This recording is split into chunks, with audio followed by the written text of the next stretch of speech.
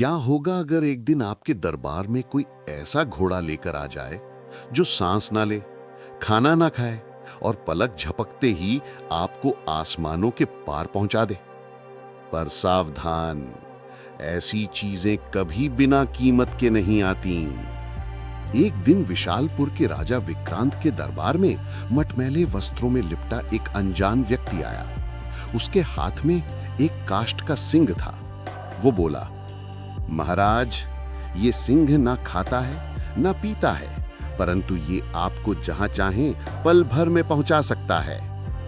विक्रांत ने उसकी आंखों में भय और चतुराई दोनों देखे। राजा समझ गए कुछ रहस्य है। फिर भी उन्होंने हंसकर सेनापति को बुलाया और कहा, इसे 2 लाख स्वर्ण मुद्राएं दे दो।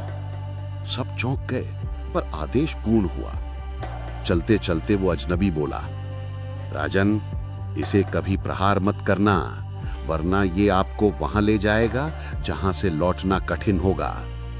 राजा ने लकड़ी के सिंह को थपथपा दिया।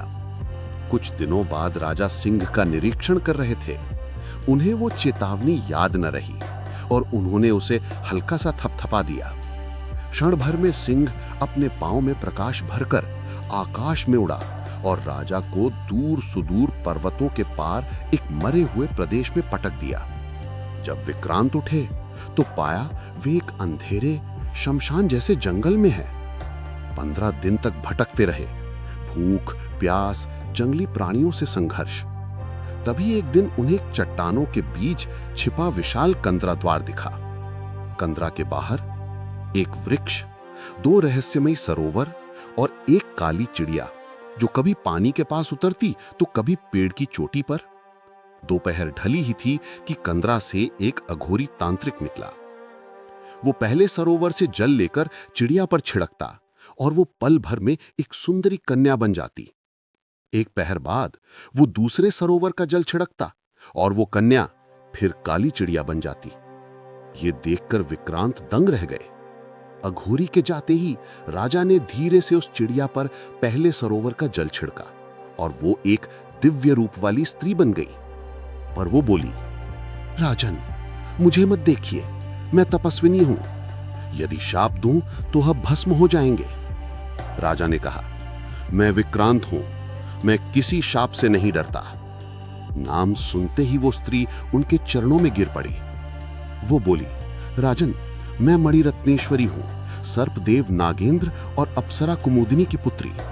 मेरे 16वें जन्मदिन पर मैंने नागलोक के एक नियम का विरोध किया तो मेरे पिता ने क्रोध में मुझे इस अघोरी के हवाले कर दिया। राजा क्रोधित हुए और बोले, मैं तुम्हें मुक्त करूंगा। तभी अघोरी आ धमका। विक्रांत को देखकर उसका क्रोध फूट पड़ा। उसने भयानक मंत्र पढ़े और धरती फटने लगी। मृत योद्धाओं की प्रेत सेना बाहर निकल आई। राजा अकेले योद्धा थे, परंतु उनकी तलवार बिजली की तरह चलती। क्षण भर में उन्होंने प्रेतों के सिर धड़ से अलग कर दिए। अघोरी मायावी था, कभी गायब कभी प्रकट। युद्ध भयंकर था। तभी राजा ने आकाश की ओर देखकर कहा, हे वायुपुत्र, काल बेताल, यदि मेरा धर्म सच्चा है तो प्रकट हो। और पल भर में काल बेताल प्रकट हुआ। उसने अघोरी की सारी शक्तियां छीन लीं। अघोरी भयभीत होकर राजा के चरणों में गिर पड़ा। राजा ने उसे दक्षिण दिशा के अंधलोक में वनवास का आदेश दिया। मणिरत्नेश्वरी को साथ लेकर राजा विशालपुर लौटे। रात को किले की चट्टान पर बैठे ही थे कि एक महिला की चीख सुनाई थी। राजा तुरंत अपने घोड़े पर सवार होकर जंगल की ओर बढ़े। वहां देखा एक युवती भाग रही है और पीछे एक पहाड़ जैसा दैत्य। राजा बोले, तू अब राजा विक्रांत की शरण में है। दैत्य हंसा, मूर्ख मानव, ये स्त्री मेरी है, हट जा वरना मारा जाएगा। भयंकर युद्ध हुआ।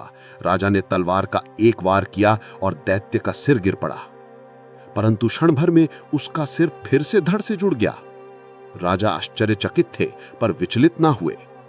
युवती ने बताया, इसके पेट में सर्पमणि रहती है जो मरते ही इसके मुख में अमृत डाल देती है, इसीलिए ये कभी नहीं मरता। राजा ने कसम खाई, जब तक इसका अंत नहीं करूंगा महल में प्रवेश नहीं करूंगा।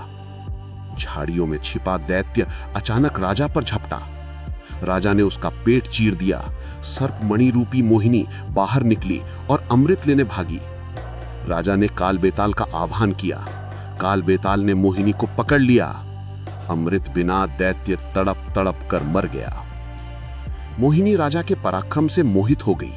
वो बोली, हे राजन, मैं आपका साथ चाहती हूं। और वो राजा के साथ विशालपुर आ गई। राजा विक्रांत ने एक विशाल भोज का आयोजन किया। विद्वान, ब्राह्मण, व्यापारी सभी उपस्थित थे। सबने राजा को यह कहकर सराहा, धरती का सबसे बड़ा दानी। पर एक वृद्ध ऋषि चुप बैठे थे। राजा ने पूछा, आप मौन क्यों हैं? ऋषि बोले, राजन, आप महादानी हैं, पर सबसे बड़े दानी नहीं। समुद्र पार नवर्णपुरी का राजा तपोजित प्रतिदिन 3 लाख स्वर्ण दान करता है। राजा विक्रांत मुस्कुराए, यदि यह सत्य है तो प्रणाम करूंगा। राजा विक्रांत ने काल बेताल को स्मरण किया। क्षण भर में वे नवर्णपुरी पहुंचे। वहां उन्होंने स्वयं को साधारण यात्री बताकर काम मांगा। उन्हें महल का प्रहरी बना दिया गया। राजा तपोजित सचमुच प्रतिदिन 3 लाख स्वर्ण देते थे। पर यह धन वो कहां से लाते? हर शाम वे अकेले बाहर जाते। विक्रांत ने पीछा किया। राजा तपोजित पहले समुद्र में स्नान करते, फिर एक स्वर्ण मंदिर में प्रवेश करते और उबलते हुए पिघले सोने की बड़ी कड़ाही में कूद जाते। चुड़ैलें आती, जला शरीर खाती, चली जाती। फिर मंदिर की मूर्ति से देवी प्रकट होती और अमृत डालकर राजा को जीवित कर देती। देवी रोज उन्हें 3 लाख स्वर्ण देती थी। विक्रांत ने भी वही क्रिया की। देवी प्रसन्न हुई, उन्हें भी अमृत प्रदान किया। उन्होंने देवी से कहा, मुझे स्वर्ण नहीं चाहिए, मुझे आपकी वो थैली चाहिए जिससे अनंत धन निकलता है। देवी ने थैली दे दी और साथ ही मंदिर, प्रतिमा सब अदृश्य हो गए। अगले दिन जब तपोजित आया तो मंदिर गायब। उसका नियम टूट गया। उसने अन्न जल त्याग दिया। तभी विक्रांत आए और बोले, देवी की थैली मैं ले आया हूं ताकि आपको रोज प्राण न गंवाने पड़े। तपोजित फूट फूट कर रो पड़ा।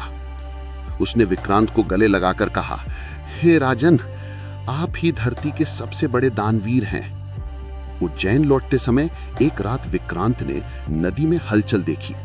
एक शव बहता आ रहा था। एक बेताल और एक गहन तांत्रिक उसे पकड़े झगड़ रहे थे। दोनों राजा के पास आए। राजन, न्याय कीजिए। राजा ने कहा, न्याय का दान दो, फिर निर्णय दूंगा। तांत्रिक ने दिया एक दिव्य पात्र जो मांगने पर कुछ भी दे दे। बेताल ने दिया एक काष्ठ रसायन जिसे लगाने से अदृश्य हो जाओ। राजा ने शव तांत्रिक को दे दिया और बेताल को अपना मृत घोड़ा दे दिया। दोनों संतुष्ट होकर चले गए। एक रात राजपथ पर चलते समय राजा ने एक झोपड़ी से आवाज सुनी। एक स्त्री बोली, सत्य बता दो, राजा ही हमारी अंतिम आशा है। अंदर एक ब्राह्मण दंपत्ति था, 12 साल से निसंतान। स्त्री ने कहा कि स्वप्न में देवी ने कहा कि यदि राजा विक्रांत अपने अंग हवन में अर्पित करे तो शिव प्रसन्न होकर तुमको संतान देंगे। राजा बिना कुछ बोले काल बेताल को बुलाकर हवन स्थल पहुंचे। वहां संत साधु भी अपने अंग अर्पित कर रहे थे। राजा भी हवन में अपने हाथ, पांव, फिर अपना मस्तक तक अर्पित कर दिया। सभी जलकर राख हो गए। शिव गण आए। उन्होंने सभी तपस्वियों को अमृत से जीवित किया, पर राजा विक्रांत की राख अनछुई रह गई। तपस्वियों ने शिव का आवाहन किया। भस्म के बीच से प्रकाश उठा और भगवान शिव स्वयं प्रकट हुए। वो बोले, विक्रांत, तुम्हारा त्याग अतुलनीय है। मैं तुम्हें जीवन देता हूं और तुम्हारी कामना पूर्ण करता हूं। राजा जीवित हुए। कुछ दिनों बाद ब्राह्मण दंपत्ति को पुत्र प्राप्त हुआ।